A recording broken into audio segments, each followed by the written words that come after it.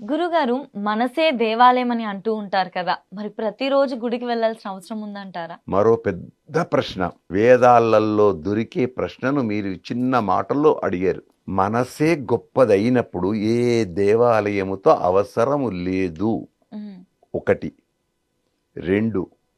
దేవాలయాలు మనం కల్పించుకున్నవి. హ్మ్. ఇల్లే దేవాలయం. అవును. ఇల్లే దేవాలయం. ఇంటిలో దేవుడెవరు? తల్లి, తండ్రి. హ్మ్. వాళ్ళని పూజిస్తున్నామా? ఒక ప్రశ్న. హ్మ్. ప్రశ్నలోనే జవాబు. 2. తాతయ్య, నాన్న, అన్నం తిన్నావా? మెడిసిన్ వేసుకున్నావా? నిద్ర పట్టిందా? కాళ్ళు ఒత్తాలనా అని తాతను తండ్రిని అడుగుతున్నామా? అమ్మను అమ్మమ్మను అడుగుతున్నామా? అడిగే వాళ్ళు ఉన్నారు. అలాంటి మంచి మానవులు ఉన్నారు ఇప్పటికీ.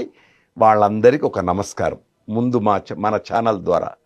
దేవాలయానికి అవసరమా దేవాలయాలు అనేదానికి మహాభారతంలో ధర్మవ్యాధుడనే ఒక ఉపాఖ్యానం ఉంది, కథ ఉంది. 2 మాటల్లో ఆయన మహావిద్వాంసుడవుతాడు.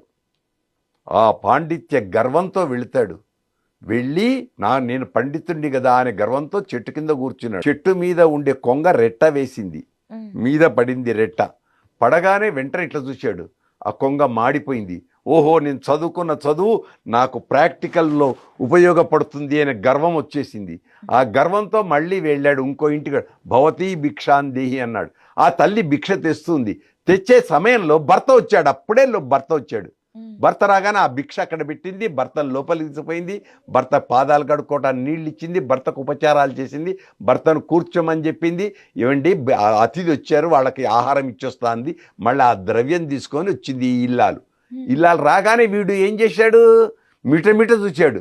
వెంటనే ఆ తల్లి అంది, నేనేం కొంగను గాను, నీ చూపులకు మాడిపోయే కొంగను. అప్పుడు ఈయన గర్వమంతా అడిగింది.